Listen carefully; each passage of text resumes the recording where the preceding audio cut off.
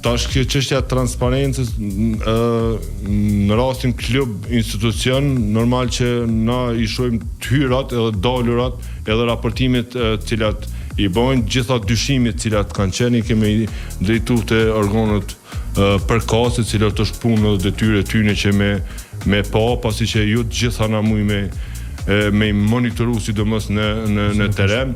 Duhet shumë njerëz. Duhet shumë staf, shumë punë, pasi që është shumë problematike, por nëse kemi pas dyshime në ndonjë rast, e kemi drejtuar te organ, po. Te mos përputh hyra, dalurat, paga, pasi që sot do kemi teknologjinë shumë zhvilluar, edhe me një telefon mundesh me kry pagesa etj. Kështu që po mundohemi që të jetë gjithçka transparente, gjithçka transfere, jo pagesa cash.